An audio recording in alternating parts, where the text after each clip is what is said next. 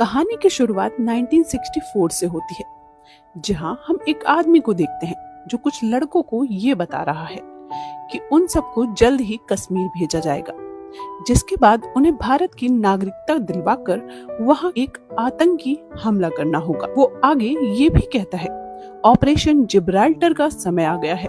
उनमें रसूल नाम का एक लड़का भी था, जिसकी एक छोटी बहन थी और उसका नाम वाहिदा होता है। आतंकी लीडर उसे अपने पास रखकर बाकी लड़कों को बॉर्डर पार करवाने के लिए भेज देता है। एक चेक पोस्ट पर पाकिस्तानी ऑफिसर अबू तारिक उन्हें रोक लेते हैं। उनको बॉर्डर क्रॉस करने की परमिशन नहीं देते। तभी उनके पास उनके सीनियर ऑफिसर का कॉल आता है। वो कहते हैं अभी इन लड़कों को जाने दिया जाए, जिसके बाद तारिक ना चाहते हुए भी उन लड़कों को बॉर्डर क्रॉस करवा देते हैं। यहाँ से कहानी 20 साल आगे शिफ्ट होती है। हमें आफरीन नाम की एक लड़की को दिखाया जाता है जो लंदन में रहकर पढ़ाई कर रही थी। उसे इंडिया और इंडियन लोगों से बहुत नफरत थी। एक दिन उसे एक गाड़ी दिखाई पड़ती है जिसके अंदर इंडियन फ्लैग लगा हुआ था। वो पाकिस्तान जिंदाबाद कहकर गाड़ी को आग लगा देती है। जिस कार को उसने आग लगाई थी उसका मालिक काफी बड़ा आदमी था। वो आफरीन के कॉलेज पहुंच जाता है और उसकी कंप्लेन करता है। जब आफरीन उससे माफी मांगने को मना कर देती है तो वो गुस्से में कहता है, अगर तुमने मुझसे माफी नहीं मांगी तो तुम्हें कार के पैसे देने होंगे, जो 10 लाख रुपए थे। आफरीन ईगो में आकर पैसे देने को हाँ बोल देती है। उसके पास पैसे तो नहीं थे, इसलिए वो अपने दादाजी से पैसे लेने पाकिस्तान जाने की सोचती है। हमें पता चलता है कि जब आफरीन छोटी थी तो उसके दादाजी ने उसे जबरदस्ती लंदन पढ़ने भेज दिया था, जिस वजह से आफरीन उनसे गुस्सा थी और दोबारा कभी उनसे मिलने भी नहीं गई। खैर, अब उसे रुपयों की जरूरत थी, इसलिए वो अपने घर पहुंचती है, जहां उसे पता चलता है उसके दादाजी तो बहुत साल पहले ही मर चुके हैं। ये वही पाकिस्तानी ऑफिसर अबू तारिक थे जो कहानी की शुरुआत में दिखाए गए थे। तभी वहां दादाजी का एक वकील आता है। आफरीन को एक लेटर देता है जिसमें दादाजी ने लिखा था, मैंने तुम्हारी इच्छा के बिना तुम्हें लंदन भेजा, इसलिए तुम मुझसे नाराज थी। मेरा लेटर जब तुम्हें मिलेगा तब तक शायद मैं इस दुनिया से जा चुका होऊंगा। वो आगे लिखते हैं, मैं लेफ्टिनेंट राम से किया हुआ वादा पूरा न कर सका। 20 साल पहले लेफ्टिनेंट राम ने मुझे एक लेटर दिया था जो सीता महालक्ष्मी तक पहुंचाना था, पर मैं ऐसा नहीं कर पाया। ये तुम्हारे ऊपर भी एक कर्ज है जिसे तुम्हें चुकाना होगा। अब तुम्हें ये चिट्ठी इंडिया जाकर सीता महालक्ष्मी तक पहुंचानी होगी। आफरीन को कुछ समझ नहीं आता। दादाजी और इंडियन ऑफिसर आखिर दोस्त कैसे बन गए? आफरीन कहती है, मुझे इस सब से कोई लेना देना नहीं, मुझे बस पैसे चाहिए। वकील कहते हैं, जब तक तुम ये लेटर सीता महालक्ष्मी तक नहीं पहुंचाती तुम्हें कुछ भी नहीं मिलेगा। यही दादाजी के विल में भी लिखा हुआ है। ये सुनकर आफरीन सोचती है, इतना छोटा सा ही तो काम है। अब वो निकल पड़ती है इंडिया नूरजहां पैलेस की तरफ, जहां उसे वो लेटर पहुंचाना था। जब आफरीन पैलेस पहुंची तो उसे पता चला अब वो पैलेस एक गर्ल कॉलेज बन चुका है। आफरीन अपनी फ्रेंड को कॉल करके ये सब कुछ बताती है। उसकी फ्रेंड कहती है, हैदराबाद में हमारे एक सीनियर बालाजी रहते हैं, वो तुम्हारी हेल्प जरूर करेंगे। जिसके बाद बालाजी आफरीन से मिलता है। आफरीन उसे अब तक की पूरी कहानी सुना देती है। अब वो दोनों कॉलेज के सारे रिकॉर्ड चेक करते हैं, पर उन्हें सीता महालक्ष्मी नाम का कोई इंसान नहीं मिलता। आफरीन दिमाग लगाती है, सीता नहीं मिली तो क्या हुआ, हम राम का पता लगाते हैं। अब उसे ये तो पता था कि वो लेफ्टिनेंट राम थे जो मद्रास रेजिमेंट से बिलोंग करते थे। काफी सर्च करने के बाद उसे राम की एक फोटो मिल जाती है। साथ में राम के एक दोस्त विकास के बारे में पता चलता है, इसलिए आफरीन और बालाजी पहुंचते हैं विकास के पास। राम और सीता के बारे में पूछते हैं। अब विकास कहानी सुनाना शुरू करता है। हम फ्लैशबैक में एक इंडियन बेस कैंप को देखते हैं, जहां बर्फबारी के कारण कई दिनों से राशन नहीं पहुंचा था। राम भी वहां अपनी ड्यूटी कर रहा था। तभी कुछ लोग उसे अपनी तरफ आते हुए दिखते हैं। राम के सीनियर ऑफिसर को लगता है कि वो सब आतंकवादी हैं, इसलिए वो राम से फायर करने को कहते हैं। राम को लग रहा था कि वो सब आम लोग हैं, इसलिए वो जानबूझकर गलत निशाना लगाता है। कुछ ही देर में ये पता चल जाता है कि वो सब आतंकी नहीं बल्कि उनके लिए राशन लेकर आए थे। राम अपना काम बहुत ही ईमानदारी से करता था। सीन शिफ्ट होता है और हमें उस आतंकी लीडर को दिखाया जाता है, जिसे ये खबर मिलती है कि सारे लड़के कश्मीर सेटल हो चुके हैं। जिसके बाद वो अपने साथी को एक फोटो देते हुए कहता है, ये फोटो जमील तक पहुंचा दो। जिसके बाद वो इंडियन आर्मी को बता देगा कि ये सभी आतंकवादी हैं। जब इंडियन आर्मी छोटे बच्चों को कश्मीरियों के सामने मारेगी तो अपने आप आम लोगों को आर्मी से भरोसा उठ जाएगा, फिर वहाँ दंगे होने लगेंगे। यही था ऑपरेशन जिब्राल्टर। होता भी ऐसा ही है। जमील इंडिया आर्मी को जाकर ये खबर दे देता है। अब सीनियर ऑफिसर एक मीटिंग करते हैं जिसमें उन लड़कों को मारने का मिशन बनाया जाता है। राम को शक होता है कि इनके बारे में बड़ी आसानी से कैसे पता चल गया, लेकिन सीनियर ऑफिसर राम को टीम में शामिल नहीं करता और उन लड़कों में से 4 को मार गिराया जाता है। रसूल भागने में कामयाब हो जाता है। सब जगह आर्मी पर पत्थरबाजी शुरू हो जाती है। अब राम उस आतंकी लीडर का प्लान समझ चुका था। सब जगह दंगे भी शुरू हो गए थे। राम सोचता है अगर जमील को पकड़ लिया जाए तो आतंकवादियों के आगे का प्लान पता चल सकता है। वो जमील को ढूंढने निकल पड़ता है। दूसरी तरफ आतंकी लीडर रेडियो से सभी मुसलमानों को हिंदुओं के खिलाफ भड़का रहा था और उन्हें एक गांव को जला देने का ऑर्डर दे रहा था, क्योंकि वहाँ सिर्फ हिंदू रहते थे। राम सब कुछ सुन लेता है। वो गांव के सभी लोगों को एक जगह छुपा देता है। तभी वहाँ मुसलमान मशाल लेकर गांव को जलाना शुरू कर देते हैं। राम सबको बहुत समझाने की कोशिश करता है, लेकिन कोई नहीं रुकता। तभी राम को जमील मिल जाता है, जिसे पकड़कर वो बहुत मारता है। अब जमील खुद सबको सच्चाई बता देता है। आतंकवादियों के प्लान की सच्चाई जानने के बाद सभी लोग अपनी लगाई हुई आग बुझाने लगते हैं। इस तरह राम ऑपरेशन जिब्राल्टर को बर्बाद कर देता है, जिसके बाद सब राम की बहुत तारीफ करते हैं। ऑल इंडिया रेडियो से एक औरत राम का इंटरव्यू भी लेने आती है। इंटरव्यू में राम बताता है कि उसका इस दुनिया में कोई नहीं, वो अनाथ है। जिसके बाद वो औरत अपने शो में राम की कहानी बताती है।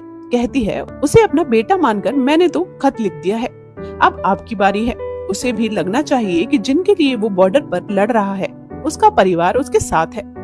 जिसके बाद राम के लिए ढेर सारी चिट्ठियां आना शुरू हो जाती हैं। पूरे देश से किसी ने उसे अपना भाई मान लिया था तो किसी ने अपना बेटा। राम भी उन लेटर्स का रिप्लाई करता था। एक दिन उसे एक चिट्ठी नजर आती है। जब वो चिट्ठी खोलकर देखता है तो उसमें लिखा था, तुम कैसे बोल सकते हो कि तुम्हारा कोई नहीं, जबकि मैं तुम्हारी पत्नी हूँ। उस चिट्ठी पर नाम लिखा था सीता महालक्ष्मी। और यहीं से शुरू होती है राम की लाइफ में सीता की कहानी। सीता राम की पत्नी बनकर उसे चिट्ठियां भेजा करती थी। उन्हें पढ़ते पढ़ते राम सीता के लिए बहुत कुछ फील करने लगा था, लेकिन चिट्ठी पर कभी भी एड्रेस नहीं आया, इसलिए राम कभी भी चिट्ठियों का रिप्लाई नहीं कर पाता था। एक दिन राम को सीता की चिट्ठी मिलती है जिसमें लिखा था, मैं 12 तारीख को हैदराबाद में मैजिक शो देखने जा रही हूँ। राम की नजर लेटर पर लगे स्टाम्प पर पड़ती है जो दिल्ली का था। राम समझ जाता है कि सीता दिल्ली में है और 12 तारीख को दिल्ली से हैदराबाद जाने वाली है, तो वो चिट्ठी लेकर सीधा दिल्ली पहुँच जाता है। हैदराबाद जाने वाली ट्रेन में सीता को ढूंढने लगता है। काफी कोशिशों के बाद आखिरकार राम को सीता मिल जाती है। राम सीता को देखता ही रह जाता है क्योंकि वो बहुत सुंदर थी। राम आज उसे अपने लिखे हुए सारे लेटर्स देता है जो उसने रिप्लाई में लिखे थे और वो कभी पोस्ट नहीं कर पाया। सीता सभी लेटर्स पढ़ती है। उसमें लिखा था, हैदराबाद में मैं कुछ दिनों के लिए अपने फ्रेंड के घर रुकने वाला हूँ, तुम चाहो तो मुझसे आकर मिल सकती हो। दूसरी तरफ राम अपने दोस्त दुबे के घर पर जाता है जो रामलीला में काम किया करता था। अगले दिन सीता वहाँ राम से मिलने जाती है। इस बात से राम बहुत खुश होता है, उसे अपनी फीलिंग्स बताने लगता है, लेकिन सीता कहती है, मैंने खत इसलिए लिखे थे क्योंकि मुझे लगा था हम कभी नहीं मिलेंगे, मैं बस ये चाहती थी कि तुम्हें अकेला फील ना हो। जिसके बाद सीता राम से दूर रहने को कहकर वहाँ से चली जाती है। कहानी प्रेजेंट में वापस आती है। राम का दोस्त विकास आफरीन से कहते हैं, इसके आगे क्या हुआ ये दुबे बता सकता है, जिसके घर राम रुका था। दूसरी तरफ हम देखते हैं राम के सीनियर ऑफिसर विष्णु को आफरीन कॉल करती है और राम के बारे में पूछताछ करती है, लेकिन विष्णु सर से आफरीन की बात नहीं हो पाती। अब ऑफिसर विष्णु को पता चल चुका था कि आफरीन राम को ढूंढ रही है। ये सुनकर वो घबरा जाते हैं, जैसे कोई राज है जो सबके सामने आने नहीं देना चाहते। इसलिए अपने ऑफिसर्स को आफरीन के बारे में जानकारी ढूंढ निकालने का ऑर्डर देते हैं। उधर आफरीन दुबे जी के पास पहुंचती है, जो फिर से कहानी आगे बढ़ाते हैं। हम देखते हैं राम उसी मैजिक शो में पहुंच जाता है जहां सीता जाने वाली थी, जहां उसे सीता की दोस्त रेखा मिलती है, जिससे राम को पता चलता है कि सीता एक डांस टीचर है जो नूरजहां पैलेस में प्रिंसेस को डांस सिखाती है। राम सीता से अब आए दिन मिलने लगा था। एक दिन सीता राम को बताती है कि वो राम से पहली बार ट्रेन में नहीं बल्कि कश्मीर में मिली थी, और यहाँ एक फ्लैशबैक दिखाया जाता है जब सीता कश्मीर के एक हिंदू गाँव में घूमने गई थी। तभी वहाँ कुछ लोगों ने गांव को जलाने की कोशिश की थी। तब राम ने सीता की जान बचाई थी। सीता ने अपना मुंह ढक रखा था, इसलिए राम उसे नहीं देख पाया, लेकिन सीता तब से ही राम को प्यार करने लगी, जिसके बाद उसने राम की पत्नी बनकर लेटर्स लिखना शुरू कर दिए। ये जानकर राम को सीता से और भी ज्यादा प्यार हो गया। एक दिन राम डिसाइड करता है कि वो सीता को शादी के लिए प्रपोज करेगा, इसलिए वो सीधा नूरजहां पैलेस पहुंच जाता है, जहां सीता प्रिंसेस को डांस सिखाती थी। राम सीता के पास पहुंचकर उसे शादी के लिए प्रपोज कर देता है, जिसे सुनकर सीता वहां से घबरा कर भाग जाती है। कहानी प्रेजेंट में वापस आती है। हम देखते हैं दुबे जी अब सीता की फोटो दिखाते हैं, जो राम ने ही खींची थी। आफरीन फोटो लेकर फिर से उसी गर्ल्स हॉस्टल पहुंचती है। अब की बार वो वहाँ एक फोटो फ्रेम देखती है, जिसे देखते ही आफरीन शॉक्ड हो जाती है, क्योंकि फोटो सीता की थी, पर उसके नीचे नाम लिखा था प्रिंसेस नूरजहां। यहाँ एक सच्चाई रिवील होती है कि सीता कोई नॉर्मल लड़की नहीं थी, बल्कि प्रिंसेस नूरजहां थी। पर ये बात उसने राम को भी नहीं बताई थी। इसलिए आफरीन के दादाजी जो लेटर भेज रहे थे वो वापस आ जाता था, क्योंकि सीता महालक्ष्मी नाम का तो कोई वहाँ था ही नहीं। दूसरी तरफ ऑफिसर विष्णु विकास के पास पहुंचकर आफरीन के बारे में पूछताछ करते हैं। कहानी फिर से फ्लैशबैक में आती है। सीता राम का प्रपोजल अपनी फ्रेंड रेखा को बताती है। वो राम से सच में प्यार करती थी और उसके साथ रहना चाहती थी, लेकिन वो एक प्रिंसेस थी, इसलिए उसका भाई कभी भी इस रिश्ते के लिए नहीं मानेगा। वो सोचती है उसे लेटर लिखना ही नहीं चाहिए था। तभी हमें दिखाया जाता है ओमान देश में फाइनेंशियल क्राइसिस आ जाती है। वहाँ के सुल्तान वहाँ की सभी इंडस्ट्रीज को अपने कंट्रोल में ले लेते हैं, जिसमें नूरजहां की इंडस्ट्रीज भी शामिल थी। नूरजहां का भाई अपनी प्रॉपर्टी को बचाने के लिए नूरजहां की शादी सुल्तान के बेटे से करवाना चाहता था। अब सारी रिस्पॉन्सिबिलिटी नूरजहां के ऊपर आ जाती है, लेकिन वो राम से प्यार करती थी। उसे समझ नहीं आ रहा था कि वो क्या करे। इसी बीच राम एक बार फिर से सीता से मिलने आता है, क्योंकि उसे लग रहा था कि शादी की बात करने में उसने बहुत जल्दबाजी कर दी है। राम के वापस जाने में अब 4 दिन बचे थे, इसलिए जिन लोगों ने उसे लेटर्स लिखे थे वो उन सब से मिलकर जाना चाहता था। वो सीता को भी अपने साथ चलने को कहता है। सीता भी मान जाती है, क्योंकि अब पता नहीं फिर से वो राम से कब मिलेगी। दोनों काफी अच्छा टाइम स्पेंड करते हैं। अब राम के जाने का समय आ जाता है। वो सीता को बताता है कि कल मेरी ट्रेन है, तुम मुझे मिलने जरूर आना। दूसरे दिन सीता के घर ओमान से कुछ लोग आ जाते हैं और बताते हैं प्रिंस ने नूरजहां को पसंद कर लिया है। उधर राम स्टेशन पर उसका वेट करता रह जाता है और सीता से बिना मिले ही वापस चला जाता है। वो सीता से बहुत नाराज था। दूसरी तरफ एक पत्रकार नूरजहां को स्पाई कर रहा था। वो राम के साथ उसकी फोटो अखबार में छाप देता है, जिसके बाद ये खबर ओमान भी पहुंच जाती है। अब नूरजहां से इसकी सच्चाई पूछी जाती है तो नूरजहां सच बोल देती है कि वो राम से प्यार करती है। नूरजहां अब सब कुछ छोड़कर राम से मिलने कश्मीर पहुंच जाती है। राम सीता को देखकर बहुत ज्यादा खुश हो जाता है। यहाँ से कहानी फिर से प्रेजेंट में आती है।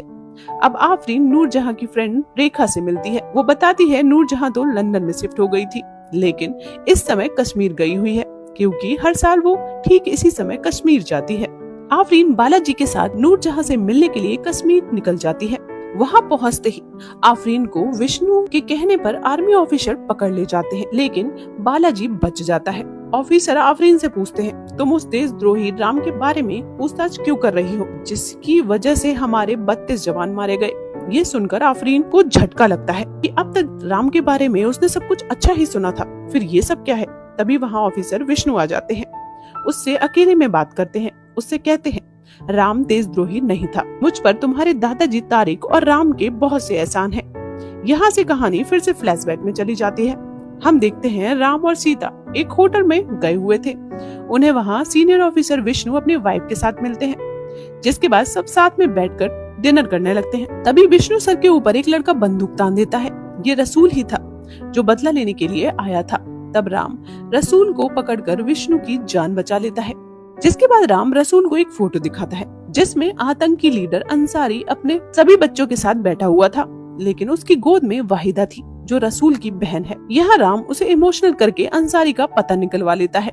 अब आतंकी अंसारी को मारने का प्लान बनाते हैं। सीनियर ऑफिसर बताते हैं, इस टॉप सीक्रेट मिशन पर जो भी ऑफिसर जा रहे हैं उनका वापस आना कंफर्म नहीं है, और अगर आप पकड़े जाते हैं तो हम आपको पहचानने से मना कर देंगे। राम सीता को मिशन के बारे में बता देता है, क्योंकि अब उसे कुछ भी हो सकता था। ये सब सुनकर सीता बहुत डर जाती है। वो प्रे करती है राम सही सलामत वापस लौट आए। जिसके बाद सारे ऑफिसर बॉर्डर पार करके अंसारी के खुफिया इलाके में पहुंच जाते हैं। सभी आतंकवादियों को मारते हुए राम अंसारी तक पहुंच जाता है और उसे गोली मारकर खत्म कर देता है। इस तरह मिशन कंप्लीट हो जाता है। मिशन पूरा होने के बाद सभी वहाँ से बॉर्डर की तरफ जाने लगते हैं। तभी राम को एक छोटी सी बच्ची की रोने की आवाज सुनाई पड़ती है। वहाँ आग लग चुकी थी। राम आग में घुसकर उस छोटी बच्ची को बचा लेता है जो वाहिदा थी। विष्णु भी राम के पीछे पीछे आ गया था। तभी वहाँ पाकिस्तानी ऑफिसर अबू तारिक आ जाते हैं और उन दोनों को पकड़ लेते हैं। फिर दोनों को टॉर्चर करना शुरू कर दिया जाता है। उधर इंडिया में इतने दिनों तक राम और विष्णु वापस नहीं आए तो सीता विष्णु की पत्नी के साथ सीनियर ऑफिसर से उनके बारे में पूछताछ करने गई, मगर ऑफिसर उन्हें कुछ भी नहीं बताते। दूसरी तरफ तारिक राम के पास आकर उसे एक न्यूज़पेपर देते हुए कहते हैं, तुम लोग अपने देश में भागे हुए घोषित कर दिए गए हो, तुम्हें अब वहाँ कोई नहीं पूछेगा। उधर सीता जो प्रिंसेस नूरजहां थी, अपनी पहचान का यूज करके प्रेसिडेंट से लेके प्राइम मिनिस्टर तक से हेल्प मांगती है, जिसके बाद सीनियर ऑफिसर के पास जाकर उनके पैर पकड़ते हुए कहती है, मैं नूरजहां नहीं, राम की पत्नी सीता हूँ, आप मुझे बता दीजिए कि वो कहाँ है। सीनियर ऑफिसर बताते हैं, हम अपने मिशन में कामयाब हो गए थे, लेकिन राम और विष्णु को पाकिस्तानी आर्मी ने पकड़ लिया था। अब हम नहीं जानते कि उनके साथ क्या हो रहा है। जिसके बाद हम देखते हैं इंडियन एम्बेसी के एक ऑफिसर पाकिस्तानी ऑफिसर से मिलने जाते हैं और कहते हैं, आपका एक ऑफिसर हमारे यहाँ कैद है, हम उसे आपको सौंप देंगे, लेकिन बदले में आपको हमारे जवानों को भी छोड़ना होगा। ये सब तारिक का प्लान था, क्योंकि वो चाहते थे कि राम और विष्णु इंडिया वापस जाएं। सीनियर ऑफिसर तारिक को बताता है, हम दोनों को नहीं, सिर्फ एक को छोड़ सकते हैं। राम और विष्णु दोनों खुश थे। फाइनली वो वापस जा रहे हैं, लेकिन जब उन्हें पता चलता है कि दोनों में से सिर्फ एक ही वापस जाएगा, विष्णु काफी परेशान हो जाते हैं। वो गुस्से में राम को इसका जिम्मेदार ठहराने लगते हैं। यहाँ से कहानी फिर से प्रेजेंट में वापस आती है। मिस्टर विष्णु आफरीन को बताते हैं कि राम ने उस समय मुझे जाने को कहा, जिसके बाद मैं इंडिया आ गया, लेकिन मेरे मन में राम के लिए हमेशा गिल्ट था कि मेरी वजह से वो पाकिस्तान में ही रह गया। उसी साल पाकिस्तानी आर्मी ने हमारे 12 बेस कैंप पर बमबारी कर दी, जिसमें हमारे 32 जवान मारे गए। इंटेलिजेंस ब्यूरो ने कहा था कि राम ने ही ये इन्फॉर्मेशन लीक की थी, इसलिए सब उसे देशद्रोही कहते हैं, पर मुझे पता है कि राम ऐसा कभी नहीं कर सकता। ऑफिसर विष्णु आगे कहते हैं, राम जो इतने सालों से वहाँ सजा काट रहा है और मैं यहाँ नरक की जिंदगी जी रहा हूँ, इस सब की वजह तुम हो, क्योंकि उस दिन जिस बच्ची को राम ने बचाया था वो तुम थी। तुम्हें तारिक ने गोद ले लिया था, यानी आफरीन ही वाहिदा है। ये सब सुनकर आफरीन शॉक्ड हो जाती है। अब आफरीन को समझ आ गया था कि दादाजी किस कर्ज के बारे में बात कर रहे थे, जो ये लेटर सीता तक पहुंचाकर आफरीन को उतारना है। आज अगर वो जिंदा है तो सिर्फ राम की वजह से। विष्णु आफरीन से वो लेटर मांगता है। आफरीन कहती है, उसने लेटर बालाजी को दे दिया था, शायद अब तक तो वो सीता के पास पहुँच भी गया होगा। सीन सीता पर शिफ्ट होता है, जो इस समय कश्मीर में है और राम के साथ बिताए हुए हर पल को याद कर रही है। तभी बालाजी उस तक पहुंच जाता है और कहता है, मैं राम की चिट्ठी लेकर आया हूँ। ये सुनते ही सीता उसे अंदर आने को कहती है। 20 साल पहले जो खत सीता को मिल जाना चाहिए था, आखिरकार आज उसे वो मिल जाता है। सीता लेटर पढ़ना शुरू करती है। उसमें लिखा था, ये लेटर हमारी चांद जैसी परी कथा का आखिरी पन्ना है और खत मिलने में शायद काफी देर हो गई। तुम मुझसे नाराज होगी, लेकिन तुम्हारी नाराजगी देखना मेरी किस्मत में नहीं है। दुनिया मेरे बारे में न जाने क्या क्या बोलेगी, लेकिन तुम अपने यकीन पर यकीन रखना, क्योंकि मैं देशद्रोही नहीं हूँ। उधर विष्णु को पता चलता है कि सीता कश्मीर में है। उसे ढूंढने के लिए अपने आदमियों को भेज देता है, क्योंकि वो नहीं चाहता था कि किसी भी हाल में वो लेटर सीता को मिले। यहाँ कहानी फिर से फ्लैशबैक में जाती है, जहाँ पाकिस्तानी सीनियर ऑफिसर राम और विष्णु को अलग अलग करके कहते हैं, अगर तुम इंडियन आर्मी के बेस कैंप का पता बता दो तो हम तुम्हें वापस जाने देंगे। राम उनके मुंह पर थूकते हुए गद्दारी करने से साफ मना कर देता है, लेकिन विष्णु को अब कुछ भी करके वापस जाना था, इसलिए वो सारी इन्फॉर्मेशन लीक कर देते हैं। जिसके बाद विष्णु को इंडिया भेज दिया गया और राम को फांसी दे दी गई। और इसी के ठीक पहले ये लेटर लिखकर राम ने तारिक को दिया था, ताकि वो सीता तक ये लेटर पहुंचा दे। अब सीता और सीता के साथ हम सबको ये पता चलता है कि राम अब जिंदा नहीं है। सीता को इस लेटर में एक पेपर की कटिंग भी मिलती है, जिसमें उसकी ही खबर छपी थी और प्रिंसेस नूरजहां की फोटो भी थी। इसका मतलब लेटर लिखते वक्त राम को पता चल चुका था कि सीता कोई आम लड़की नहीं, बल्कि प्रिंसेस नूरजहां है। सीता सब जानकर एकदम टूट जाती है। गलत विष्णु ने किया था, गद्दार वो था, इसलिए नहीं चाहता था कि लेटर सीता को मिले। लेकिन विष्णु तब से रोज थोड़ा थोड़ा मर रहा था। उसे काफी पछतावा था, इसलिए जब उसे पता चला कि लेटर सीता को मिल चुका है तो उसने अपनी जान ले ली। फाइनली आफरीन सीता से मिलती है और उसे गले लगा लेती है। उसे भी पता चलता है राम अब जिंदा नहीं है। जिसके बाद राम के ऊपर लगे सारे देशद्रोही के टैग हटा दिए जाते हैं। उसे काफी सम्मानित किया जाता है और यही खत्म होती है सीता और राम की लव स्टोरी। आपको मेरा एक्सप्लेनेशन कैसा लगा जरूर बताइएगा। मिलते हैं नेक्स्ट वीडियो में, तब तक के लिए good bye and take care.